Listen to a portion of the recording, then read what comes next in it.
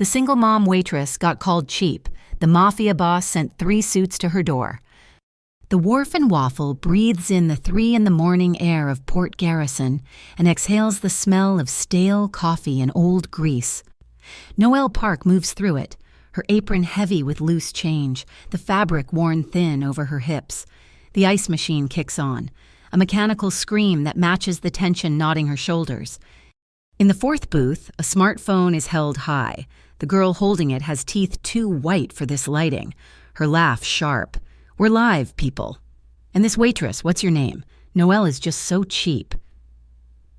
Noelle freezes. The phone's small red light feels like a sniper's dot. "We asked for the Port Garrison Grand Slam," the girl's boyfriend adds, his voice booming for the invisible audience. "And she won't even suggest the extra lobster hash. She's cheap. The menu's cheap. This whole place is cheap."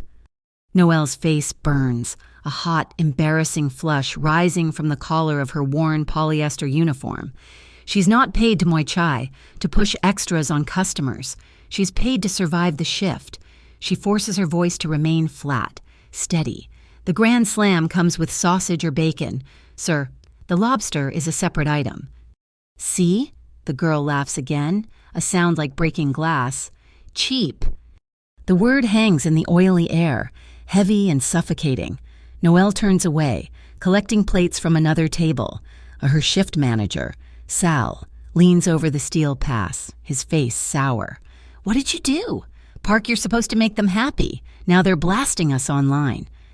He doesn't care about the insult. He cares about the review score, the churn of the ice machine, the sputter of the fryer, the insulting clink of quarters in her pocket. It all just sounds like rent. It sounds like the overdue bill for Miles's daycare, sitting folded and waiting in her locker. In the far corner booth, the one with the cracked vinyl that everyone usually avoids, a man sits alone. Pietro Tedesco does not look at the live stream. He looks at Noelle. He watches the way her spine instinctively straightens when the manager speaks, the slight tremor in her hand as she refills a water glass, the profound exhaustion she tries to hide when she checks the clock above the kitchen door. He has seen men break under less pressure in the container yards down at the port. His suit is simple, dark wool, unremarkable unless you knew what to look for the precise cut, the drape of the fabric. He is the quiet owner of the port, the silent hand that moves logistics in and out of Port Garrison. His reputation is built on 2 things impeccable: old-world manners and the quiet, undeniable danger of a man who never wastes a single word. When Noelle brings his check, he doesn't look up from his coffee. He simply places a stack of flat, crisp bills on the table. It is far, far too much money for a black coffee. She stops, her practiced server's smile faltering. "Sir, this is..." He raises a hand slightly, not to silence her, but simply to pause her. He pushes a small, neatly folded napkin toward her. "Separate from the money." She opens it later, in the relative privacy of the clattering kitchen. Beneath the cash tip, the napkin holds a note, written in strong, clean ink. "Don't let cheap people call you cheap." By dawn, the video is everywhere in the local feeds. Wharf and waffle waitress too cheap to serve. They tagged the restaurant. They called her Noelle the Scrooge. Her job, already precarious, now hangs by the thin thread of Sal's temper. She walks the gray miles home, the early light feeling like an accusation. She picks up Miles from her neighbors, his small, warm hand sliding into hers, his chatter about dinosaurs a fragile shield against the anxiety clawing at her throat. Their apartment is in the basement. The light struggles to reach the low windows, and the air always smells faintly of damp concrete and the building's laundry room. She double locks the door, the sound of the bolt sliding home the only real security she has. Miles is drawing at the small kitchen table when the doorbell rings. Not the buzzer for the main building, the actual bell on her apartment door. Noelle stills. No one rings her bell. She peers through the peephole, her heart kicking hard against her ribs. 3 suits. Not police, not salespeople, They are standing in the dim, water-stained hallway of her basement building, looking impossibly, offensively clean. One woman, two men. They look like they belong in a skyscraper boardroom, not her corridor. Noelle opens the door a crack, leaving the security chain engaged. The woman speaks first. Her voice is clear, precise, and carries zero judgment. Miss Noelle Park. Yes? My name is Miss Arden, this is Jax, and this is Mr. Bellamy. We were sent by Mr. Tedesco. The name from the coffee shop, the man in the corner. Arden continues, her gaze direct, holding Noelle's through the gap. Mr. Tedesco has authorized us to handle your current situation. We have a 3-point agenda. 1, we kill the online scandal and address the defamation. 2, Jax will ensure your immediate physical security. 3, Mr. Bellamy is here to provide you with attire appropriate for standing your ground. Noelle's first instinct is pure, animal reflex slam the door. This is trouble. This is the kind of help that comes with strings thick as anchor chains. She doesn't need a suit, she needs a paycheck. She starts to push the door closed, but a small voice pipes up from behind her legs. Miles peeks around her hip, his eyes wide with sleepy curiosity at the strangers. Mommy, he asks, his voice bright and completely innocent. Did they bring waffles? The tension shatters like thin ice. Jax, the broad-shouldered man who had not moved a single muscle, almost smiles. Noelle's phone buzzes in her apron pocket, an unknown number. The text message is short. They only enter if you nod. She stands there, frozen in the doorway, the chain biting into the wood. Pride versus survival, the raw humiliation of the night before versus the terrifying, unknown territory of this intervention. She looks at the 3 expensive leather briefcases. She looks at her son, who just wants breakfast. She's so very tired of being called cheap. Slowly, battling every instinct for self-preservation she has ever learned. Noelle Park gives a single, almost imperceptible nod. Arden nods back, as if a treaty has been signed. Noelle slides the chain free. The 3 suits step inside. They do not drip water on her worn linoleum. They move with an unnerving, quiet purpose. Jack scans the room, his eyes missing nothing. From the weak window lock to the way the main door hinges sat, Mr. Bellamy sets down a long, flat garment bag with surgical care. Miss Arden places her leather briefcase on the kitchen table, right next to Miles's dinosaur drawings, and snaps the locks open. Let's begin, Arden says. A campaign to clean her reputation, orchestrated by the most dangerous man in Port Garrison, had just begun in her basement apartment. Miss Arden's voice cut through the basement dampness, crisp and structured. She sat at Noelle's small kitchen table, laptop open, seemingly unfazed by the mismatched chairs or the faint smell of bleach. The legal strategy is twofold, Arden began. All business. First, we issue cease and desist notices to the individuals who filmed you. Their actions constitute targeted harassment and defamation of character. Second, we address your employer. Noelle, still numb, just nodded. The manager, Sal, pressured you to upsell, Arden asked, though it was clear she already knew the answer.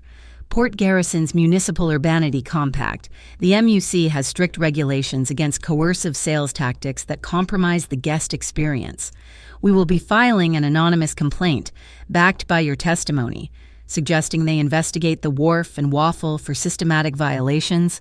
It shifts the focus from your reputation to their practices. As Arden spoke of legal maneuvers, Jax moved with a silent, heavy grace. He didn't just look at the apartment. He assessed it. He tested the window latch over the sink, his fingers finding the weakness in the old wood frame. The lock on this door is a joke, he said, not unkindly, his voice a low rumble. He retrieved a heavy-duty drill and a box from his valise. I'm replacing the deadbolt and the knob, he stated. And this? He held up a sleek dark gray video doorbell, far too advanced for this building. It looks standard, but it links directly to our internal network, Tedesco Consortia. You press this button twice if you feel unsafe. Someone will be here in under 3 minutes. In the narrow galley kitchen, Mr. Bellamy worked around them. He had unzipped the long garment bag. If you would, Miss Park, just stand naturally. He used a soft tape measure, his movements economical and deeply respectful in the cramped space. He measured her shoulders, the length of her arm, her waist. Noelle stood rigid, her arms straight at her sides, feeling more like a piece of evidence than a person. Bellamy seemed to sense it. His voice was soft, almost academic, as he noted the numbers. Fabric is just thread, but clothes don't change the person, Miss Park. They simply remind the world that the person always had value. The scene cut across town. The Sapphire warehouse smelled of salt, diesel, and the cold steel of shipping containers. Pietro Tedesco stood at the head of a long, battered table. His capos, the men who managed the docks and the logistics that were the lifeblood of Port Garrison, sat in absolute silence. The only sound was a foghorn in the distant harbor. Pietro looked at a tablet displaying the viral video of Noelle. His face was neutral. "The wharf and waffle," he said, his voice quiet but filling the vast, echoing space. "And the woman who works there, Noelle Park." He looked up, his gaze sweeping the table, meeting the eyes of every man present. "She's not to be touched. She's not to be discussed. No one from our organization goes near that diner, and no one from Rourke's organization is allowed near it either." He paused, the silence stretching. "I have bought her peace for the night. Make sure she gets it." The order was absolute. The meeting was over. Back in the basement apartment, Noelle, feeling the walls closing in, stepped into the hallway while Jax finished drilling the new lock. She dialed Aunt May, the elderly neighbor who watched Miles during her impossible hours. "Hi, May. Yes, he's fine. No, I'm okay." She lowered her voice, leaning against the cinder block wall, the smell of dust and damp rising around her. "No, I'm not selling my soul. I just hired a lawyer, a very efficient lawyer." When she returned, Arden was closing her laptop. "One final thing. Your manager will likely call, demanding you apologize online to save the diner's reputation. You will do nothing of the sort." Arden's eyes were sharp. "We're not apologizing. Apology implies guilt. Instead, we are releasing the full, unedited clip from the restaurant's security camera, which Mr. Tedesco has already acquired. It will show the customers harassing you, and it will show your professional restraint. We control the narrative by holding on to our dignity." Just as Arden finished speaking, Noelle's phone buzzed on the counter. It was not a call. It was a text from another unknown number. The message was crude, spelled out in angry block letters. "Leave Port Garrison. We don't want your kind of trash here." A spike of fear, cold and sharp, shot down her spine. It was different from the humiliation of the diner. This was a physical threat. She showed the screen to Jax, who was packing his tools. He studied it, his expression hardening. He took the phone, tapped a few commands into his own device. "It's a burner, but the signal pinged near... interesting." "What?" Noelle demanded, her voice thin. "The Port Integrity Bureau," Jax said. "It's a semi-legit agency, half clean, half dirty, as they say. They're supposed to police the docks, but Rourke's people pull their strings." He looked at Arden. "They're trying to scare her off." Before Arden could respond, Noelle's phone rang. This time, the screen read "Unknown Caller." She looked at Jax, her hand trembling. He nodded once. "Answer it." She picked up. "Hello?" "Miss Park, this is Pietro Tedesco." The voice from the diner. It was deep, calm, and held an immense, controlled restraint. It was the absolute opposite of the threatening text. "I was just informed of the message you received," he said. "Jax is correct about the source. It is Rourke's crew, trying to be loud. I wanted to assure you, they will not succeed." Noelle clutched the phone, her knuckles white. "Why are you doing this? The tip was enough. I don't want this." There was a pause. She could hear the faint, ambient sound of an open, quiet room. I protect my interests, Miss Park, and I protect them with style, not noise. My team is there to provide a buffer. You just need to say stop when you feel it is too much. The word stop triggered something in her. The old, familiar fear of being controlled, of being owned by circumstance, by a bad marriage, by a bad boss. I say stop to all the men who think I'm a tool, Noelle said, her voice shaking but finding its strength. I am not your interest, Mr. Tedesco. I am not your project. The line was silent for a beat. Then she heard a sound she did not expect, a low, quiet chuckle. It was not mocking, it sounded appreciative. Good. Pietro's voice came back, a fraction warmer. I prefer partners, not subordinates. Get some rest. Arden will handle the video release tomorrow. The line clicked dead. The three suits left as silently as they had arrived. The apartment felt different. The new deadbolt was heavy and cold, a piece of fortress-grade steel in her crumbling door. The smart bell glowed with a faint, watchful light. Later that night, long after the team was gone, Noelle checked on Miles. He was asleep, his small hand clutching a worn, plush dinosaur. The blanket was kicked off. She pulled it back over his shoulder. She looked out the low basement window. Across the street, parked in the shadows beneath a flickering streetlight, was a dark sedan. It was not flashy. It was just there. A man she did not recognize stood leaning against a nearby lamppost, watching her building. He was not threatening. He was just watching. Noelle pulled the curtain closed, her heart beating a strange, uneven rhythm. The feeling was new. It was a terrifying mix of being protected and being possessed. It was the precise, weighted feeling of safety and threat, all mixed into one. The call had come from Miss Arden, but the invitation was Pietro's, an apology dinner, she had termed it, for the disruption. But Noelle knew it was a summons. The Skyline Conservatory was a bubble of glass perched atop the city's tallest banking tower, a place Noelle had only ever seen from the street. Looking up, when Jax, silent as ever, opened the car door for her, she felt the city air, cold and sharp, hit her bare shoulders. Mr. Bellamy had, of course, provided the dress. It had been delivered in a flat, elegant box that afternoon, with a note simply saying, "For tonight." It was a deep, dark blue, the color of the harbor just after sunset. The fabric felt impossibly smooth, settling over her hips and shoulders like a whispered promise. It was not a dress for a waitress. It was a dress for a woman. Pietro was already at the table. He stood when she approached, a courtesy so old-world it momentarily threw her. The table was against the glass. A sweeping, heartbreaking view of Port Garrison spread out below them, the lights of the container yards twinkling like a separate, industrial galaxy. "Miss Park," he said. His voice was as she remembered, quiet, deep. "Mr. Tedesco." The waiter, who moved with the practiced silence of someone earning an astronomical salary, poured her water. Pietro waved away the wine list. "I'll have a hot cacao," he told the waiter, who did not even blink at the strange order. "And for the lady—" "Water is fine," Noelle said, her throat tight. When the waiter left, Pietro rested his hands on the table. "The cacao," he offered, preempting her unasked question, "is to remind me that softness still exists. It's easy to forget."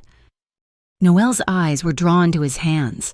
They were clean, the nails impeccably cared for, but they were not the hands of a banker. They were strong. On the back of his left hand, running from the knuckle to the wrist, was a fine, pale scar, like a single thread sewn under the skin. She found herself asking before she could stop, "Your hand—" He glanced down, flexing his fingers slightly. "An old lesson. Always hold the knife with the left hand. Even if you are right-handed, it keeps your dominant hand free for solutions." The answer was so direct, so devoid of artifice, that it chilled her more than the view. He did not apologize for the video, or for the 3 suits, or for the sedan parked outside her building. His gaze was steady, intense. "What did you hate most about that night?" he asked. "The night at the diner." The question surprised her. She had expected denials or justifications. She thought for a moment. The memory of the hot flush of shame, the manager's sour face, the whine of the live stream. "It was the feeling," she said, her voice low but clear. "The feeling of being valued less, like I was a side dish they didn't order, something cheap they could push around and send back. I wasn't a person, I was an item on their bill." Pietro nodded slowly, his gaze never leaving her face. He seemed to be tasting her words, analyzing them. "Under Iron Bridge," he said. "What?" "That's the neighborhood I grew up in, down by the old rail yards. We didn't have much, but we had the noise of the trains, the rich kids from uptown. They used to drive through and throw trash. They called us dock trash." He said the words as if they were a physical, bitter thing in his mouth. He looked past her, out at the sprawling, lit-up city that he now effectively owned. "I swore a long time ago," he whispered, more to the glass than to her, "that I would never feel that way again, and that no one I respected would ever have to hear that word." He looked back at her. His eyes, which had been as hard and dark as the harbor water, seemed to change. The focus softened, warmed. He noticed her hands, clasped tightly around her water glass, her knuckles white. He didn't comment, but his intense focus on her eased. A soft, slow waltz began to play, the sound coming from an unseen string quartet in the corner. The dining room was half empty. This was clearly a table few were offered. Pietro stood up and extended his hand. It was not a question. It was an offer. "Noelle." It was the first time he had used her name without the formal prefix. "A dance." I'm not much of a dancer, Mr. Tedesco." "Pietro," he corrected gently. "And you don't have to be. I lead. You stop." He smiled, a small, barely there curving of his lips. "You always have the right to stop." She placed her hand in his. His grip was warm, firm, and overwhelmingly secure. He led her to a small, polished space near the window. He put one hand on the small of her back, the fabric of her dress, the only barrier between them. They moved. It was not a grand, sweeping dance. It was a small, contained movement, their feet barely shuffling on the floor. It was close. Close enough for her to smell the clean, sharp scent of his suit, of soap and cold night air. Close enough to hear the steady, slow rhythm of his breathing. But he kept a deliberate, respectful distance, safe.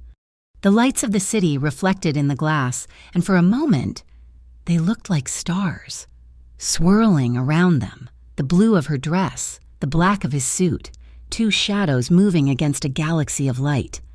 His gaze was on her, not the view. He leaned in, his lips near her ear, his warm breath a ghost against her skin. "Your beauty," he murmured, his voice a low vibration that traveled from his chest to hers, "is the kind people can't borrow. It is your own." When the song ended, they stood for a moment, suspended in the quiet. Leaving the restaurant was like re-entering a war zone. As they stepped out of the private elevator, the lobby was chaos. Local paparazzi, the bottom feeders of Port Garrison's news scene, swarmed them. Flashes exploded, momentarily blinding her. "Tedesco, is this your new girl? Hey, is it true you bought the wharf and waffle? Look this way. Sweetheart, you the cheap waitress." That word again. Noelle flinched, her instinct to shrink, to hide. Before she could react, Jax was there, a solid wall of muscle, clearing a path to the sedan without ever touching a single reporter. And Pietro did not push, he did not yell. He simply moved, turning his body to shield hers, absorbing the flashes and the shouted, dirty questions. He slipped his heavy wool overcoat from his own shoulders and draped it over hers, the residual warmth of it enveloping her instantly. At the car door, with the flashes still popping, he paused. The coat was open at her neck. He looked at her, his eyes asking, May I?" She was confused. "What?" "The collar, to keep the cold out." He gestured to the top button, near her throat. It was such a small, intimate, respectful gesture. In the middle of this chaos, he was asking permission to touch her. She nodded. His fingers brushed the skin of her nape as he fastened the button. It was not a caress. It was a simple, functional touch. But her skin burned where he had been. It was a spark, brief and shocking, a jolt of electricity that was gone as soon in as it arrived. He didn't rush. He fastened the button, pulled the collar straight, and then his hand was gone. He guided her into the car, and Jax shut the door, cutting off the noise. The ride home was silent. When they reached her basement apartment, Jax stayed with the car. Pietro walked her to the door, the new heavy-duty deadbolt-looking alien in the dim hallway. He stopped a few feet away, respecting her space.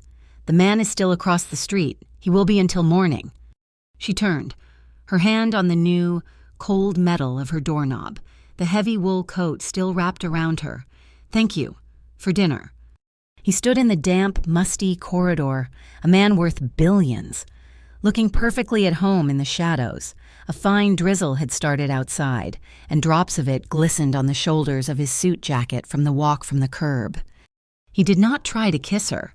He did not ask to come in. He simply gave a small, formal bow, a dip of his head. She went inside, locked the heavy bolt, and leaned against the door, her heart hammering. She watched through the peephole. He stood there for a full 30 seconds, just watching her door, ensuring she was secure. Then he turned and walked away. Her phone buzzed in her pocket, a text from that same strange number. "The 3 suits will change shifts at 6 in the morning. Sleep well. Noelle." She slid down the door, the borrowed coat pooling around her on the floor. And for the first time in months, Noelle Park smiled. Arden released the security footage at 8 o'clock in the morning. By 9, the narrative had inverted. The full, unedited clip showed Noelle's steady professionalism against the customer's drunken, abrasive entitlement. The local blogs that had crucified her were now championing her. The Wharf and Waffles review page was bombed with 1-star ratings, not for Noelle, but for Sal's management and the toxic clientele. By noon, the Municipal Urbanity Compact, the MUC, had announced a formal inspection of the diner, citing an anonymous tip regarding coercive sales tactics. Sal, the night manager, was suspended. He sent Noelle a private email from a burner account. It started as a sniveling apology, begging her to tell the MUC it was all a misunderstanding. It ended with a sentence that chilled her blood. "I'll be remembering this face. Noelle, you made a mistake." It was a threat, thin but sharp. She forwarded it to Arden, who replied with 2 words, evidence preserved. Amidst the chaos, a different kind of mail arrived, a thick, cream-colored envelope addressed not to her, but to Miles. It was from the prestigious North Shore Culinary Institute. Miles, with Aunt May's help, had apparently submitted an essay for their Kids Kitchen Scholarship program. The essay, printed on the acceptance letter, was titled, "My Mom's Waffles." He was invited to a 6-week summer program, all expenses paid. Noelle held the letter, her hands shaking. It was a clean, bright, normal piece of good news in a world that had suddenly become very abnormal.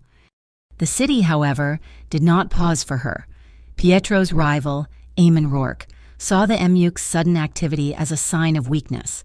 If Tedesco's organization was being squeezed by the MUC over a waitress, his influence must be fading. Rourke made his move. He fed a false tip to his contacts inside the MUC, and at 3 o'clock that afternoon, a tactical team from the Port Integrity Bureau raided Pietro's Sapphire warehouse. The Evening News ran the story, "Tedesco Terminals raided is the Port King losing his grip." The air felt thin, dangerous.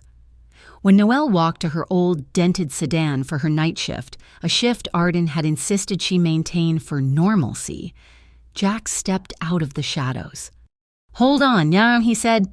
He didn't ask. He knelt by her car, running a practiced hand under the chassis. A moment later, he stood, holding a small, black magnetic disc, a tracker. "Where?" Noelle's voice was barely a whisper. "Standard issue? Not Rourke's usual brand," Jax said, examining it. "This is cleaner. Signal traces back to the Urban Operations Department. That's the MUC's shadow branch, the one Rourke uses for his official-looking hits." He crushed the device in his fist. "They aren't just watching him. They're watching you." The call from Pietro came a minute later. His voice was different. The calm restraint was still there, but beneath it was a new, hard edge, a cold fury. "You're done, Noelle. I'm sending you to the Lantern House. It's on the coast. You and Miles will be safe there until this is handled." He was declaring, not asking, the old Noelle, the one from 3 days ago, would have wept with relief. This Noelle, the one in the blue dress, the one who had held his gaze, felt a different instinct rise. "No," she said. Silence on the line. "No," he repeated. "I am not running. I'm not skipping my shift, and I am not abandoning my tips. The moment I run, Sal wins. Rourke wins. They all win. They get to call me cheap and chase me out of my own life." I said no. The silence stretched longer this time. She could hear him breathing. "You are," he said slowly, "the most stubborn woman I have ever met." "You should see my son," she retorted. A compromise was reached. It was, she suspected, the first one Pietro had made in years. She would continue her life, but she would learn to protect it. The next day, Jax took her not to a gym, but to the roof of a concrete parking garage overlooking the gray expanse of the harbor. The wind was relentless, whipping her hair across her face. "Forget movies," Jax said. "Self-defense isn't about winning a fight. It's about creating an exit. It's about breath, balance, and breaking the grip." He grabbed her wrist, his hand a manacle of bone and muscle. "He grabs you? What do you do?" "Pull away," she said, yanking futilely. "Wrong. You just gave him your leverage. He's stronger. Always assume they are stronger." He didn't let go. "Breathe. Stop fighting his strength. Use your brain." He guided her hand, turning her own wrist against the weak point of his thumb. "Find the joint. Find the thumb. Use your other hand to brace. Now, breathe out and push, not against his arm, against the thumb." She did. The grip broke instantly. He had let her, of course. But the mechanics of it clicked in her head. They worked for an hour. Wrist holds, how to use her own body weight as a locking pivot, how to keep her feet balanced, how to breathe calmly when adrenaline was screaming at her to panic. He was a patient, precise teacher. It was not about violence. It was about architecture. That afternoon, Mr. Bellamy arrived with the final piece, a suit, not a dress, a perfectly tailored suit in a deep charcoal gray, with a silk blouse the color of heavy cream. "For your meeting at the bank," he announced, smoothing the lapel. "I don't have a meeting at the bank." "You do now," Arden said, by stepping in behind him. "You're meeting with the acquisitions manager of the Goji Seed Fund. It's one of Mr. Tedesco's investment arms. You're going to present your business plan for a waffle truck." Noelle stared. My banquequami?" "Your waffle and anchor truck," Arden corrected, handing her a sleek portfolio. "Your financials are inside. Your primary customer demographics. Your 5-year projection. Mr. Tedesco is not giving you a gift. Miss Park, he's offering you an investment. You will pay it back, with interest." That night, wearing her old uniform, Noelle felt the change. The polyester felt like a costume. The diner felt small. At 10:30, the front door of the Wharf and Waffle exploded inward, the glass shattering across the tile floor. 2 of Rourke's men, broad and stupid-looking in leather jackets, stepped inside, holding baseball bats. "Where's the cheap waitress?" one of them yelled, enjoying the screams of the few customers. Noelle didn't panic. She didn't scream. She did exactly what Jax had told her. She breathed. She balanced, and she looked for her exit. She never had to take it. A shadow detached itself from the back booth, Pietro Tedesco, who had apparently been drinking another hot cacao in the corner. rose to his feet. He looked calm. He looked bored. The two thugs froze. They knew exactly who he was. Their bluster evaporated. Pietro walked toward them, adjusting the cuff of his shirt. He stopped just short of the broken glass. His expensive shoes, immaculate. He looked at the mess, then at the men. His voice was soft, almost conversational, but it cut through the terrified silence of the diner. "Don't dirty your floor." Two of Pietro's men she hadn't even seen emerged from the kitchen hallway. They were on the thugs in a second. It was fast, brutal, and completely silent. There were no punches, just precise holds, pressure points, and the sound of two heavy bodies being expertly subdued and dragged out the broken doorway. It was over in 30 seconds. As the sirens wailed in the distance, Pietro turned to Sal's replacement, a terrified young man. "Send the bill for the door to my office." He looked at Noelle, his eyes sweeping over her, checking for any harm. Before he could say a word, a text lit up Arden's phone, who had just arrived. She read it, her face grim. "It's a leak," Arden said, her voice tight. "From a source inside the MUC, Rourke's raid was a bust, but they aren't giving up. They're planning to issue a formal summons. They're going to seize you, Noelle. Not as a person of interest, as a mandatory witness against Pietro." Noelle looked at the broken glass. She looked at Pietro. He was waiting for her fear, waiting for her to finally agree to run to the Lantern House. She looked at him, the man who moved armies, who commanded the docks, who had just stopped violence with a single sentence, and she understood. "They think you're my cage," she said, her voice clear. He raised an eyebrow. "They're wrong," Noelle said, picking up her order pad. "You're just the roof. The rain is still coming." That night, after Miles was asleep, Noelle found herself in her cramped closet, holding a pair of old, torn sneakers. The rubber was separating from the canvas, the soles worn slick and thin. These were the shoes she had been wearing the day her ex-husband left. He had walked out for cigarettes and never returned, leaving her with a mountain of his gambling debts and a 2-year-old son.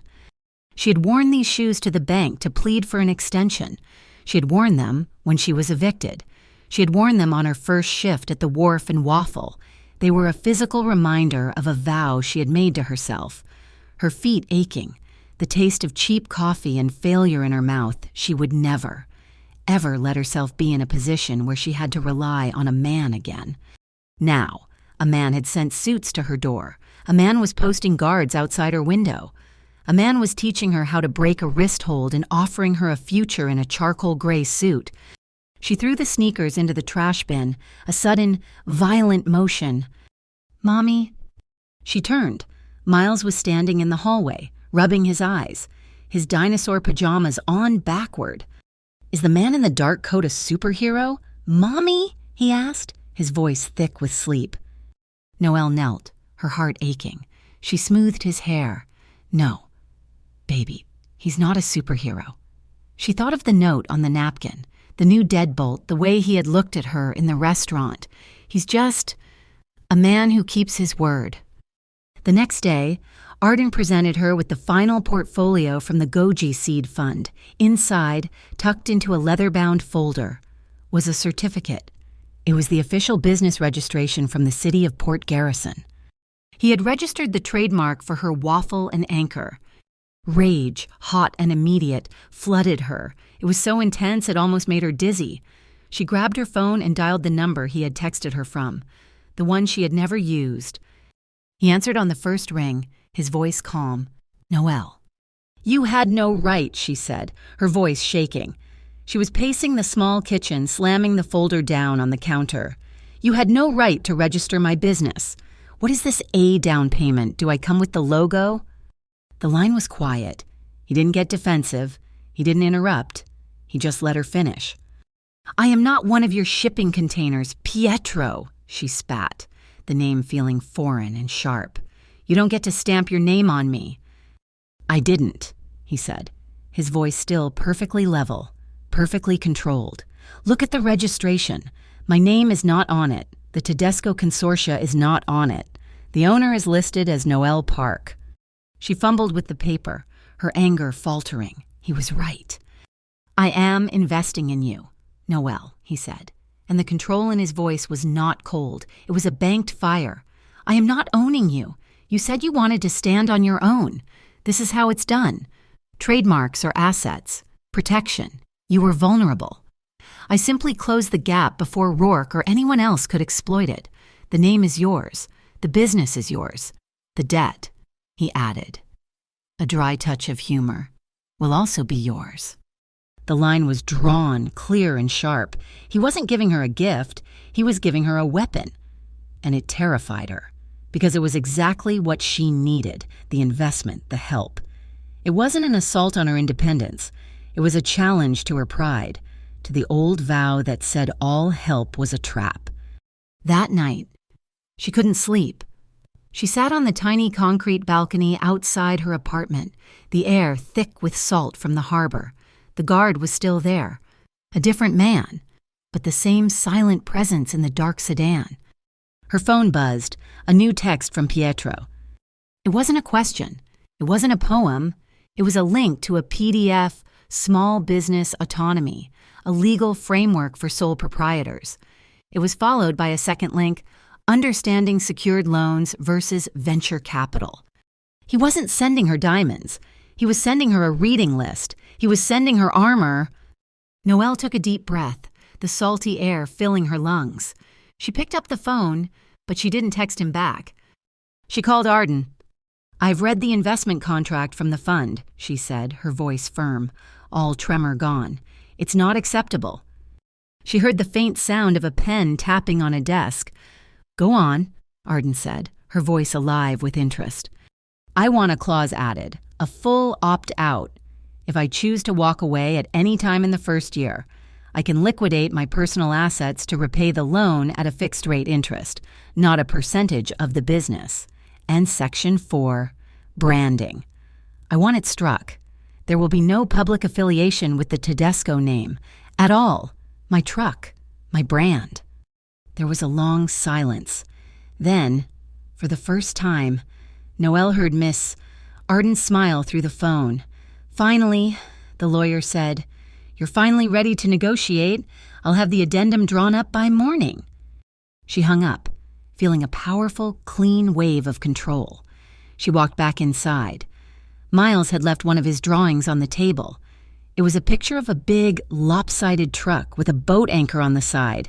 He had drawn himself, her, and a tall, stick-figure man in a black crayon suit, all of them holding waffles. She looked at the drawing, and the last of her anger dissolved. The truck wasn't just about her. It wasn't just about proving she could stand alone. It was about building a place so stable, so secure, that her son would never have to know the fear of his world disappearing overnight. It wasn't a business. It was an anchor. The clock radio in the kitchen clicked on. Aunt May's morning ritual she had never bothered to change. A serious voice filled the room, a late-night investigative report. The hidden violence of Port Garrison's infrastructure. A complex web linking Eamon Rourke's logistics to the MUK's integrity division. Sources allege. Noelle listened. Really listened for the first time. It wasn't just noise anymore. The names were real. The Rourke-Muck connection wasn't a conspiracy. It was the map of the world she was now standing in. A world with monsters and rules and a quiet man who understood both. She picked up her phone. She opened the text conversation with Pietro.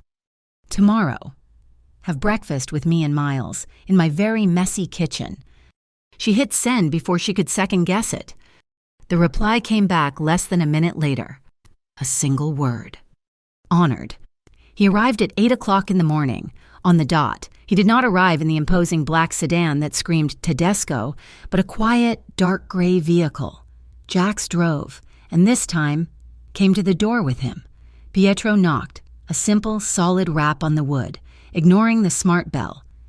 The apartment was, as she had promised, messy. Miles, vibrating with the excitement of a guest, had demanded he be allowed to help make waffles. A fine, pale dusting of flour coated the countertops, the floor, and, as he entered, Miles's small, sticky handprint landed directly on the sleeve of Pietro's expensive, dark shirt.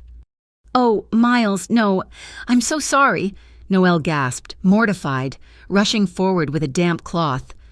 Pietro held up a hand, stopping her. He looked at the perfect, tiny white handprint on his arm. Then he looked at Miles, who had frozen in terror. A flicker of something amusement, perhaps passed through Pietro's eyes. He leaned down, dipped 2 fingers into the open bag of flour on the counter, and deliberately drew 2 white stripes on his own cheek. He looked at Miles, his expression completely serious. "War paint," Pietro stated. "We are ready for battle." Miles stared for 1 second, then shrieked with laughter, the tension vanishing. He immediately dipped his own hands in the flour. "Sweet chaos," Noelle murmured, but she was smiling. For the next hour, Pietro Tedesco, the man who controlled the arteries of Port Garrison, sat at a rickety kitchen table on a chair that wobbled, eating a waffle that was slightly burned. He called it perfectly crisp. Jax, declining a waffle, accepted a cup of coffee, black. He stood near the door, a silent mountain, until Miles, emboldened by Pietro's war paint, brought him a toy boat. "I used to work on a boat like this," Jax rumbled, surprising Noelle. He told a short, heavily sanitized story about his days as a port rigger in a fictional, faraway land. He then took a piece of string from Miles's craft box and, with his thick, powerful fingers, deftly tied a complex knot. "That's a safety hitch," he explained to the boy. "It holds all the weight, but it's designed to break free with one pull if things get dangerous." The trust in the room was palpable, spreading like the warmth from the waffle iron. It was broken by the sharp, digital chime of the new doorbell.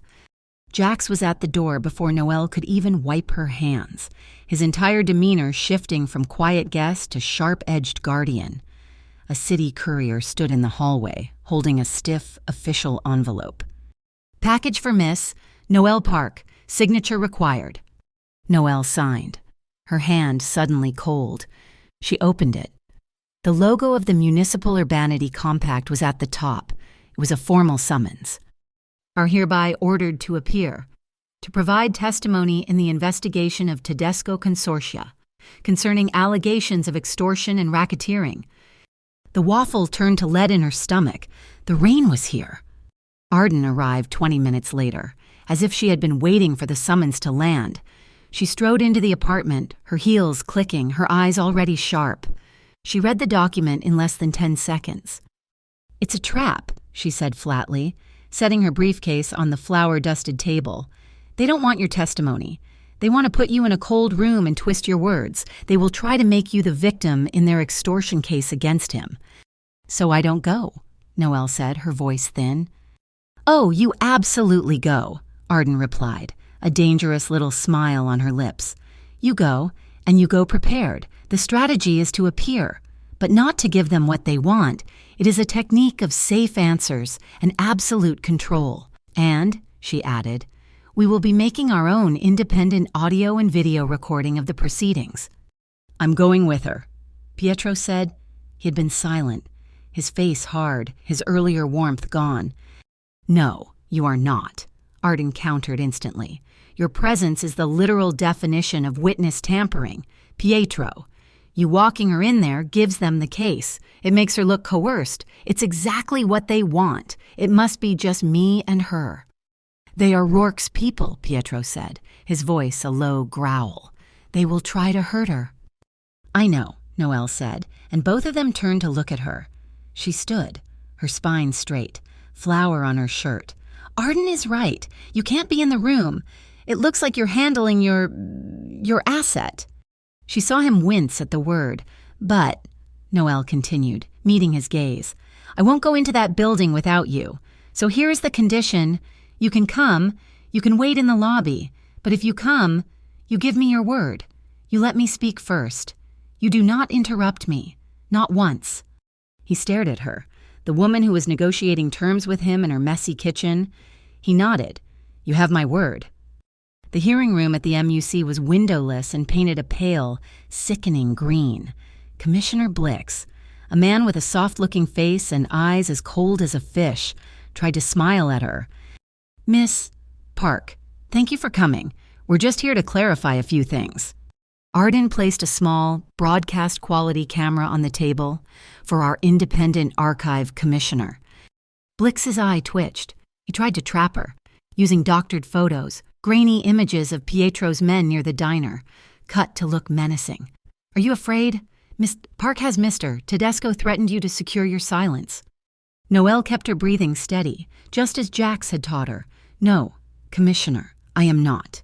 "Then how do you explain your sudden, coordinated defense? The lawyers, the media?" "Commissioner," Noelle said, her voice clear and strong in the dead room, "I think you have the wrong video." She looked at Arden. "Now." Arden plugged a drive into the room's main monitor. "We have the full, unedited security footage from the Wharf and Waffle. We thought it might clarify your involvement." The video played. It was crisp, clear. It showed the thugs breaking the door, but it also showed, timestamp 2 minutes before the attack, 2 of Blix's own MUC agents in the diner, talking to Sal, then moving to a back corner, watching. Then it showed the footage from after the attack, where one of those same agents cornered Noelle by the ice machine. The audio was faint, but clear enough. "I would be smart to say Tedesco was behind this. We can make a lot of problems for a single mom." It was a direct threat from Blix's own man. The commissioner's soft face turned a mottled, furious red. He slammed his hand on a button. "This hearing is concluded." Noelle walked out of that room, her head held high. She and Arden reached the parking garage, the adrenaline making her ears ring. Pietro was waiting by the elevator, his face a mask of iron. He saw her expression and the mask cracked, a faint trace of a proud smile beginning. And then her car exploded. It was not a lethal blast. It was a concussive device, a flashbang of white light, smoke, and shattering glass. It was designed to terrorize, not to kill. A warning shot from Rourke. Noelle screamed, throwing her arms up. In less than a second, Pietro had crossed the space, grabbing her, pulling her behind his body, shielding her from the smoke and shrapnel. Jax was already moving toward the wreckage, his weapon drawn. "Smoke charge," Jax yelled. "No fire, it's a message." Noelle was shaking so hard she could barely stand. Pietro's rage was a terrifying thing. It was utterly silent. The air around him dropped 10 degrees. He turned her, his hands gripping her shoulders, his eyes black with a fury she had never seen. "He did this," Pietro bit out, his voice low and vibrating. "He used your car. He used you. I will not start a war with you in the line of fire. I will not retaliate using you as a shield. But I swear to you, Noelle, I will end this." He guided her toward his car, where another of his men was already holding the door. Miles was there. Aunt May, part of Arden's contingency plan, had him, the boy wrapped in a blanket, his eyes wide and terrified. Miles saw his mother, pale and shaking, and saw the smoking ruin of their car. He burst into tears, clinging to Noelle. "Mommy, the car, the bad noise." Pietro, seeing the boy's raw terror, let go of Noelle. The mask of the Mafia boss shattered. He ignored his men. He ignored the threat. He dropped to one knee on the oil-stained concrete of the parking garage, bringing himself down to Miles's eye level. He looked at the small, shaking boy. "Hey," Pietro said, his voice suddenly, impossibly gentle. "It was just a loud noise. It's over. You're safe." "It's scary," Miles wept. "I know." Pietro's gaze was locked on the child. "But I give you my promise. Little man, your house, your front door. I promise you it will always have its lights on. Outside and the storm inside her were at war." Slowly, millimeter by millimeter, Noelle lifted her own trembling hand from her lap. She covered his. The shaking did not stop instantly, but it changed. The moment her skin touched his, the cold, frantic tremor was absorbed by the steady, solid warmth radiating from him. Her ragged breathing hitched, and she finally, fully exhaled. The silence in the kitchen became profound. The only sounds were the steady rhythm of the rain and the new, shared cadence of their breathing. He turned his hand over, his fingers lacing through hers, a simple, grounding grip. He stood, but he did not pull her up. He walked around the table, his presence filling the warm space, and stood before her. He was very close, but still not crowding her. He lifted his free hand, the one not holding hers, and paused, his eyes asking the question his lips did not. She gave a single, shaky nod. His fingers were impossibly gentle. He brushed the hair back from her face. Then, he leaned in and pressed his lips to her forehead. It was a kiss of protection, a benediction. He lingered, his breath warm against her skin, and she closed her eyes, a single tear escaping, tracing a hot path down her temple. He pulled back just an inch, his eyes searching hers. He saw the fear, the exhaustion, and the permission she was too afraid to speak. His lips moved from her forehead to her cheek, just below the tear track, a soft, respectful pressure. He paused again. He was giving her every single second, every single millimeter, the chance to say stop. She did not. She tilted her head, a movement so small it was almost imperceptible, an invitation. His mouth found hers. It was soft. It was patient. It was not a claiming or a conquest or an assault. It was a question, asked in the gentlest way possible. He kissed her slowly, with a restraint that spoke of immense, coiled spring control. It was a kiss that offered safety, a kiss that unknotted every muscle in her neck and shoulders, a kiss that tasted faintly of cacao and the deep, clean scent of the ocean rain. A small sound, half sob, half surrender, broke from her throat. Her hand, the one that had been trembling, let go of the table and fisted in the front of his shirt. She pulled him closer. Her back met the solid edge of the wooden kitchen counter. His heavy wool coat, the one he had worn in the car, slipped from his shoulders and pooled on the floor. A dark circle at their feet. The barrier was gone. His hands, which could have so easily pinned her, moved with that same profound respect. One hand came to her back, steadying her. His fingers spread wide, a solid shield. The other moved to her shoulder, his thumb gently stroking the line of her collarbone. They were gestures of reassurance, of grounding. The kiss deepened, but remained slow, measured. It was an exploration of trust. The warmth from his mouth, from his hands, seeped into her, pushing out the cold memory of the explosion. He broke the kiss, but only to rest his forehead against hers. They breathed the same air, their hearts beating a heavy, matched rhythm against the backdrop of the storm. "You are not anyone's. Noelle," he whispered, his voice a low vibration against her skin. "You choose." She was shaking again, but for a different reason. "And if I choose this," she breathed. His eyes, dark and intense, held hers. "Then," he whispered, "I am the one chosen." They stood like that for a long time, held in the quiet of the lighthouse, the world reduced to the inches between them. It was a perfect, suspended moment, a beautiful stop before any boundary could be crossed. He was the one to pull back, though he never broke contact. He kept one hand on her arm as he retrieved a thick wool blanket from the living area. He wrapped it around her shoulders, tucking it under her chin as if she were precious cargo. He poured her another cup of cacao, and this time, when she lifted it, her hands were steady. The intimacy did not break. It settled, transforming from fire to embers.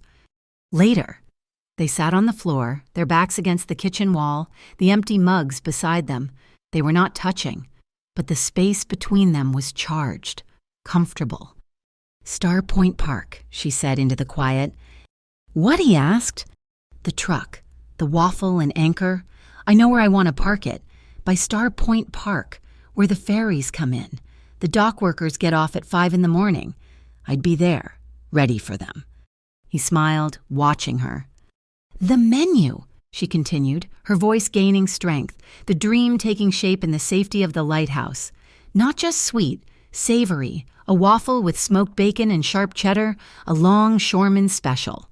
And for the tourists, the classic, with real maple syrup, not the corn syrup trash from the diner. Open from 5 in the morning until noon, then close to prep for the evening. She was no longer the terrified witness. She was the businesswoman, the strategist. He watched her plan, her face animated in the warm kitchen light.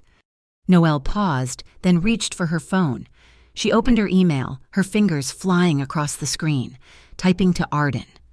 Deploy the fund, full terms accepted. I want the LLC finalized by morning and the truck vendor contacted by noon. Draft it as a transparent equity structure. This is not a personal loan from Pete Tedesco. This is a first-round investment from the Goji Fund. I want the paper trail clean. She hit send. The swoosh of the outgoing mail was loud in the quiet room. Pietro heard it.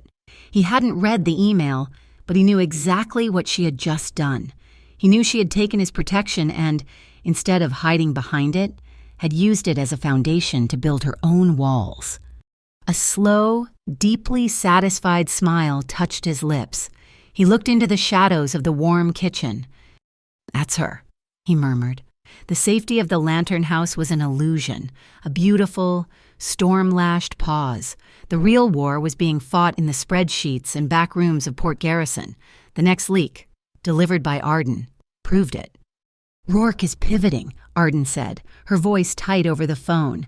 They were back in the city, staying in a secure high-rise apartment owned by the Tedesco Consortia, a sterile place of glass and steel. He knows he can't beat Pietro in the yards, and he can't beat you in the press, so he's going for the bureaucracy. The new threat was insidious. Rourke was channeling money to 2 key members of the Port Budget Committee, the dull, gray body that issued vending licenses. "He's not going to stop your truck with a bomb," Arden explained. "He's going to stop it with a zoning ordinance. He'll have you denied for sanitary code violations before you can even buy the flour." Pietro's response was instant and brutal. "I'll remove them." "No," Noelle said so sharply that both Pietro and Arden looked at her. "You remove them, and you confirm Rourke's narrative that you get your way with violence, that I'm just your property. We fight this. My way." Her way was light.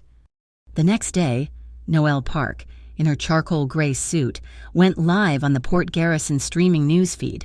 She wasn't hiding. She was broadcasting from the empty lot at Star Point Park, her future location. "My name is Noelle Park," she said, her voice steady, the wind whipping her hair. "You've heard a lot about me. Now you'll hear from me." She laid it all out, the waffle and anchor business plan, the clean, transparent, equity-based loan from the Goji Seed Fund. She held up the invoices for the truck, the industrial waffle irons, the eco-friendly packaging. "I'm not asking for a handout. I am building a business. Eamon Rourke and his friends on the budget committee believe they can kill this business in a dark room. I believe the light is stronger." She announced the launch of a pre-purchase fund. "Buy a breakfast for the night shift," she called it. "For $5, you can buy a longshoreman special for a dock worker on opening day.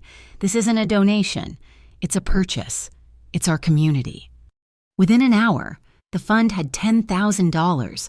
By the end of the day, the Dock Workers Union had pledged to match all purchases, and the media was running a new headline, "Single Mom versus the Suits Port Garrison Buys In." While Noelle won the public, Arden attacked the flank. She filed a class action lawsuit against the MUC on behalf of Noelle and 3 other small business owners who had been squeezed by Blix. The charged systemic abuse of power and regulatory racketeering. The simultaneous pressure was working.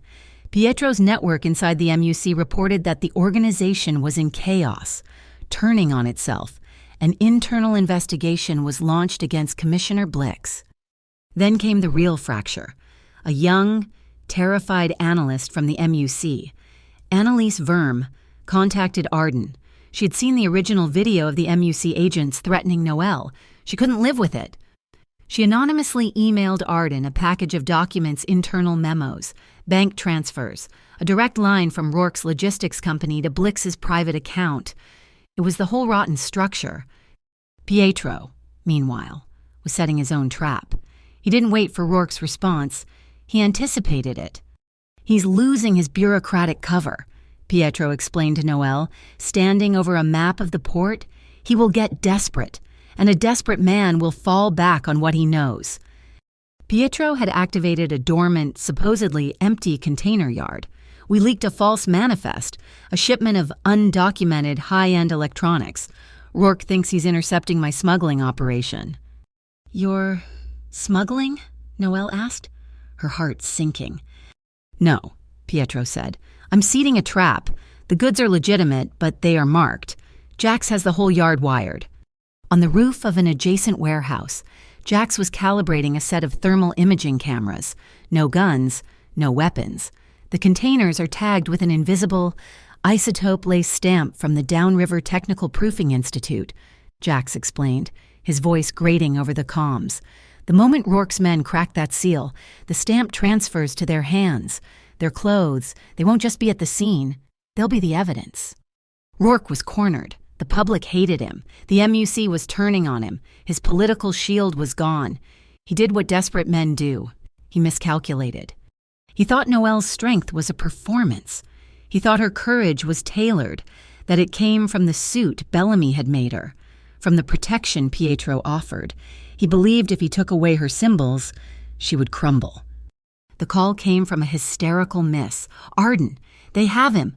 Rourke's men. They just grabbed Bellamy off the street outside his shop. The news landed like a physical blow. Bellamy. The gentle, precise man who had measured her in the cramped kitchen, who had told her that clothes just reminded people of the value they already had. Pietro's reaction was a terrifying void. The air in the room became thin, cold. His rage was not hot. It was absolute zero. He was already dialing, his thumb hovering over the number that would unleash his men, that would start a war that would leave half the docks in flames. No. Noelle put her hand over his phone. He looked at her, his eyes black, devoid of all softness. You will not do this, she said, her voice shaking but unbreakable. You will not start a war over this. This is not about your pride. This is not about revenge. He took my man, Pietro bit out. He took our man, Noelle corrected him, her voice rising, fierce. He took the man who gave me back my armor.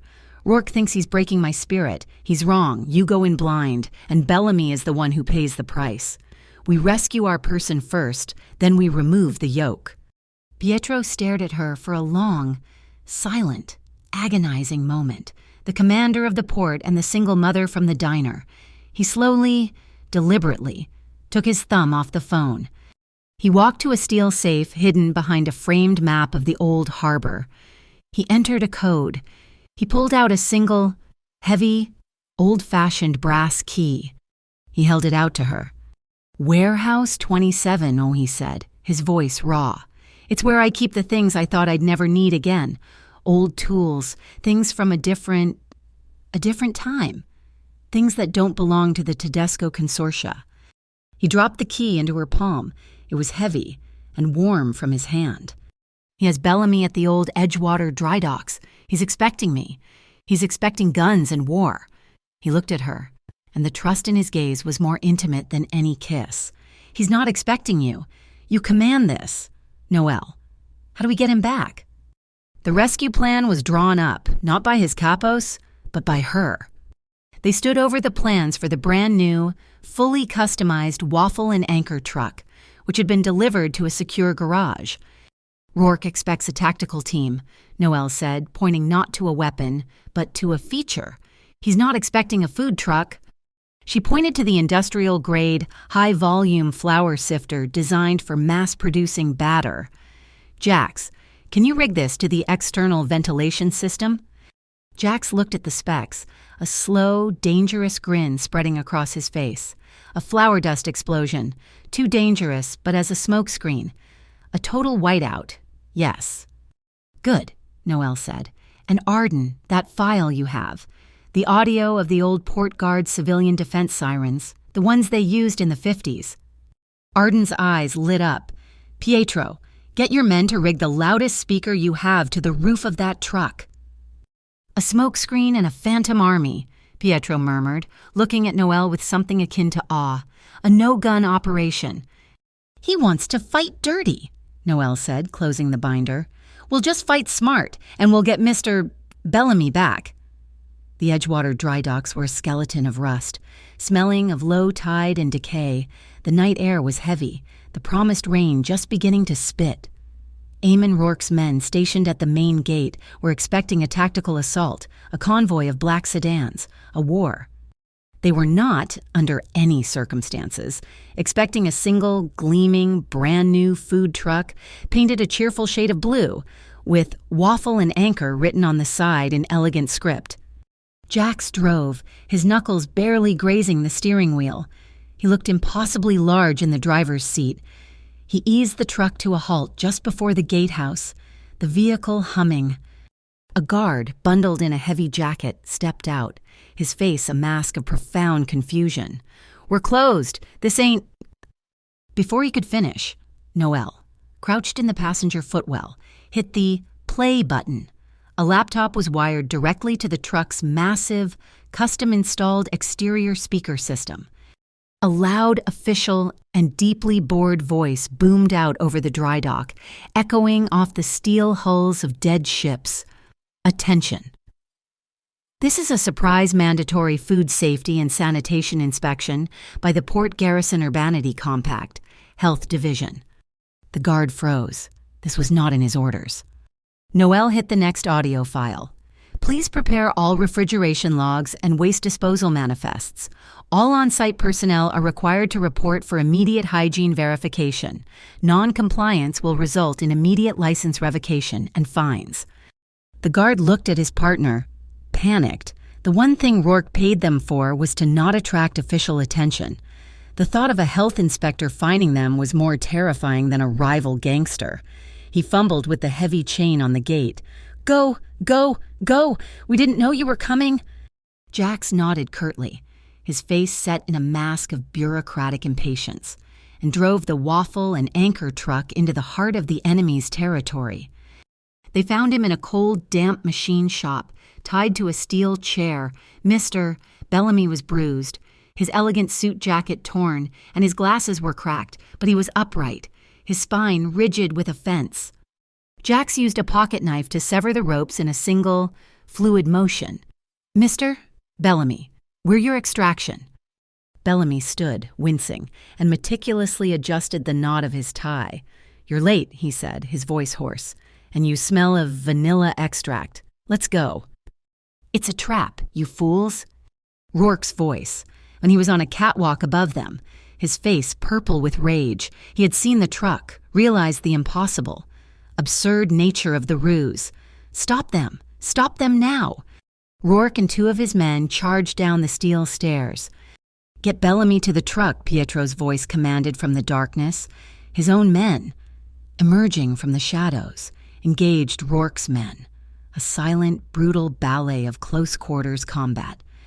Rourke ignored them. He saw Noelle, the woman who had orchestrated this entire humiliation, and he lunged for her. "You—" Noelle ran. She didn't run for the truck. She ran for the maze, just as they had planned, into the labyrinth of stacked empty containers, the rain hammering down, turning the ground into a slick, treacherous mud. She heard his heavy, pounding footsteps behind her. "You think you're smart. You're just Tedesco's." She burst into a small clearing, a dead end filled with massive, coiled anchor ropes and mooring chains. Rourke cornered her, breathing hard, his eyes wild. He grabbed her left wrist, his grip like a vice. "It's over." She did not panic. She did not pull. She remembered the rooftop, the wind in her hair, and Jax's voice. "Breathe. Stop fighting his strength. Use your brain." He was stronger. He yanked her toward him. Instead of resisting, she used his momentum. She stepped into the pull, her body moving with his. She brought her free hand up, not to strike him, but to brace her own captured wrist. She found the weak point, the joint of his thumb. She breathed out, put all her weight into it, and pivoted. It was a perfect, clean wrist lock. Rourke, caught completely off guard, his own strength used against him, roared in pain.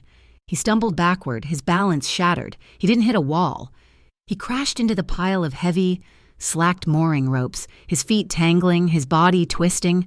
He fell hard, A heavy, undignified heap, hopelessly entangled in the lines, the breath knocked out of him. He was not shot, he was not stabbed, he was simply neutralized. He looked up, gasping, to see Pietro Tedesco standing at the entrance to the clearing, blocking his only way out. Pietro just stood in the downpour, his hands in his pockets, his expression calm. Tedesco, Rourke wheezed. Headlights flooded the yard, a different set of vehicles.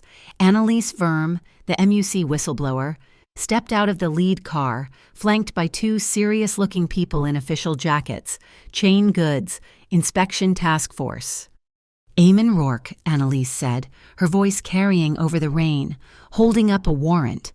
You are under arrest for conspiracy, bribery, and the illegal transfer of isotope-tagged materials from Sapphire Warehouse. One of the inspectors walked over to the struggling Rourke and passed a small, black light wand over his hands. They glowed a bright, damning green from the invisible stamp. The rain was a deluge now, cold and absolute. Noelle was shaking, soaked to the skin, her breath coming in clouds. Pietro walked to her, ignoring Rourke, ignoring the inspectors. He stopped in front of her, his eyes searching her face, checking for any sign of harm. He reached up, his hand impossibly gentle, and brushed the wet, matted hair from her cheek. She looked up at him, the adrenaline and the victory and the terror all crashing together. She met him halfway, her hands coming up to grip the front of his jacket. The kiss was not soft, not patient. It was immediate, a desperate, claiming clash of teeth and lips. It was the taste of rain and cold air and the sudden, shocking safety of winning. And even in its raw urgency, his hands were respectful, one cupping the back of her head, the other holding her firmly, securely, at the small of her back. "File it, Arden, now," Pietro murmured against her mouth. On the catwalk above, safe under a large umbrella held by Jax, Arden hit the enter key on her laptop, live filing the entire case, with Annalise's evidence, at the exact moment of the arrest. As the inspectors hauled the still tangled Rourke to his feet, he finally found his voice. He screamed at Pietro, his face a mask of hate. "You think this makes you clean? You're a criminal, Tedesco. You're filth, just like me." Pietro finally turned to look at him. "I don't need to be clean in your file, Rourke," he said, his voice quiet, cutting through the storm. "I'm clean enough in my own home." He was wrapping his own heavy coat around Noelle's shaking shoulders when her phone buzzed. She fumbled for it. A video call. Miles. She answered, her thumb trembling. Her son's bright, pajama-clad face filled the screen. Aunt May was beside him. "Mommy, Mommy, look." He held up a perfectly golden, slightly lopsided waffle. He had used the custom cutter. "It's an anchor. Mommy, I made an anchor. Aunt May helped." Noelle looked at the small, perfect waffle. She looked at her son's happy, safe face. She looked at the flashing blue lights, at the defeated man being led away, at Pietro, who was watching her with an expression of profound, aching softness. A sound bubbled up in her chest. It was half a sob, half hysteria. She burst into laughter, a bright, clear sound that cut through the pouring rain. She wiped her eyes, her smile dazzling. "It's beautiful, baby. It's perfect." She hung up and looked at Pietro. "Opening day, Fio," he said, his voice low. "Star Point Park. I intend to be your first customer. I'll be in line, and I will pay, just like everyone else." Noelle grinned, the adrenaline fading into a warm, confident hum. "You'd better be. And if you try to cut in line, Mr. Tedesco, I'm charging you double." The sun cut sharp across Star Point Park, glinting off the new, cheerful blue paint of the waffle and anchor truck. It was just past 5 o'clock in the morning, and the air smelled of salt, yeasty batter and hot, caramelized sugar. The line was a miracle. It snaked from the service window, past the sleeping ferry terminal, and looped back around the park entrance. Dock workers in heavy jackets, their shifts just ending, stood patiently behind morning joggers in neon colors, local news crews, anticipating the spectacle, had cameras trained on the window. Near the very back of this long, shuffling queue, Pietro Tedesco stood. He looked impossibly formal in a dark suit, a stark contrast to the casual morning crowd. Mr. Bellamy, fully recovered, stepped up beside him. Bellamy's own suit was immaculate, his glasses polished. He reached up and made a final, firm adjustment to Pietro's silk tie, pulling it straight. "A reminder, sir," Bellamy murmured, his voice crisp and dry. "Today, you are a customer. You are not the boss. Please try to act accordingly." Pietro's lips twitched. He gave a single, consenting nod. A few blocks away, on the steps of City Hall, a different kind of finale was underway, broadcast on a large portable screen set up near the park. Annalise Verme, no longer a terrified analyst but the interim director, stood at a podium, the MUC logo behind her crossed out with a symbolic red line. "The Municipal Urbanity Compact, as we knew it, is dissolved," Annalise announced, her voice ringing with clear, cold authority. "Commissioner Blix and his known associates are under formal criminal investigation by the newly chartered Urban Standards Enforcement Court. Port Garrison's era of regulatory bribery is over. Our small businesses will be protected." A massive cheer went up from the line at the park. Noelle, her face flushed from the heat of the waffle irons, leaned out the service window. She was wearing her charcoal suit trousers and a crisp, white apron. She tapped the small microphone they had set up. "Hi, everyone," she said. Her voice, amplified, shook only for a second before finding its strength. "Wow, hi." The line quieted, turning all their attention to her. "A few months ago, I was working at a diner and I was called cheap on a live stream because I wouldn't upsell a customer. Today," she paused, looking at the line of faces, at the rising sun. "Today, we're almost sold out of batter before sunrise." A warm laugh rippled through the crowd. "I just wanted to say one thing," she said, her voice clear and carrying on the sea breeze. "I am not cheap. I just finally, truly, know my value." The applause was sudden and deafening. It was a roar of support. Miles, wearing a tiny, matching white apron, darted through the crowd like a hummingbird, handing out small, round stickers he had helped design. They read, simply "Be kind or be quiet." It was in that exact moment of triumph that the last pathetic act of sabotage struck. A loud, wet pop came from the side of the truck, followed by a sickening hiss. Thick, acrid black smoke began to pour from the generator's ventilation slats. The industrial waffle irons went cold. The lights in the truck sputtered and died. The crowd gasped, stumbling back. "Fire!" someone screamed. "Get back!" Panic began to ripple. This was it, the final, desperate attempt by Rourke's broken remnants to destroy her. Noelle's heart hammered against her ribs. She smelled it, not the clean burn of an electrical fire, but the sharp, oily stench of gasoline, the fuel line. She looked out the window, her eyes instantly finding Pietro. He was already moving, his face a mask of cold thunder, his hand inside his jacket. His men were fanning out, ready to secure the scene, ready to take control. Noelle held up one hand, a sharp, flat palm, a gesture. "Stop." He froze. His men froze, their eyes locked across the 50 feet of chaos. He was coiled, ready to protect, to command, to fix it. She shook her head once. This was her truck. This was her dream. This was her mess to clean. She turned to Jax, who was already inside the cabin, his massive form crouched by the smoking generator. "Fuel line is cut clean," he growled. "It's done. We're dark." "No, we're not," Noelle said. Her voice was not panicked. It was steel. "Jax, the backup. Now, the festival cart." He looked at her, and a slow grin of comprehension spread across his face. "Arden," Noelle yelled out the window to the lawyer, who was already trying to calm the crowd. "Keep the line orderly. Tell them we're just switching to our auxiliary system. We are not closing." Jax disappeared into the back of the truck and, a moment later, began wheeling out the backup plan.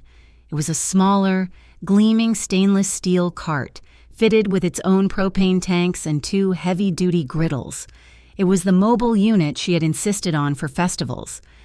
As Pietro's men worked to extinguish the small, smoky fire in the main truck, a threat already neutralized Noelle was in motion. She grabbed the huge, waiting bowls of batter, the containers of toppings, the cash box. She did not skip a single beat. She hooked up the propane, the whoosh of the gas igniting a sound of pure victory. She poured the first 4 waffles on the mobile griddle. The crowd, seeing her calm, her absolute, gritty refusal to fail, did not disperse. They watched, stunned, and then, one by one, they began to clap. The applause grew louder than the first time. The knot of fear, the old lingering reflex that she needed a man to save her, finally unraveled and dissolved into the salty air. She had just saved herself. The line moved. The sun climbed higher. They sold every last drop of batter. Finally, as the morning rush bled into the late morning, the last customer approached the cart. It was Pietro. He had waited in line for 1 hour and 35 minutes. He stood before her, his hands empty. He just looked at her, the pride in his eyes so intense it was a physical presence. He reached into the inner pocket of his suit jacket and placed something small on the counter. It was the $2 tip from the wharf and waffle. It had been perfectly, beautifully laminated in clear, hard plastic. "To remember," he said, his voice low and rough. "The very first night I saw you." Noelle's breath caught. Her fingers closed around the smooth, preserved piece of her past. A reporter, one of the few who had lingered, snapped a photo, the sound of the shutter loud in the quiet. "Miss Park," the reporter called out, sensing the story. "You're free of Rourke, but now you're with Tedesco. Have you just traded one cage for another?" Noelle looked at the camera, then at Pietro. In front of the press, in front of the whole city, she deliberately took his hand, lacing her fingers with his. "If anyone ever asks me to choose between my freedom and being protected," she said, her voice clear and carrying, "I'll tell them I choose both, because I am finally free to choose my protector." Miles, his face sticky with syrup, ran up and tugged hard on the bottom of Pietro's suit jacket. "Since you're the protector," Miles asked, his voice serious, "can you be the chief waffle guardian?" A ripple of warm laughter went through the onlookers. Pietro looked down at the boy, and the last of the Port King's coldness melted away. He leaned down. "I accept the position." Miles beamed and slapped one of his "Be kind or be quiet" stickers right onto the lapel of the $1,000 suit. It stayed. Noelle smiled, a real, unguarded, brilliant smile. She leaned in the bright, unfiltered daylight, and kissed him. It was short. It was warm. It was entirely public, a promise, sealed in the sun. She pulled back, her lips brushing his ear, and whispered, so only he could hear, "Tonight, at the Lantern House, I'll make the cacao." The camera would pull back then, a high, wide shot. The waffle and anchor truck, smoking but victorious, was sold out. The sea was glittering in the new morning. And Pietro Tedesco, the man who owned the docks, was standing in line with everyone else, his hand held by the woman he had chosen, his bill paid in full. They were a new kind of family, taking the long route. No rush to marry, no need for binding contracts, just a silent, shared commitment that from now on, they would always be there to face the dawn together. Thank you so much for listening to this story. We would love to know where in the world you are listening from, so please drop a comment below and let us know your thoughts.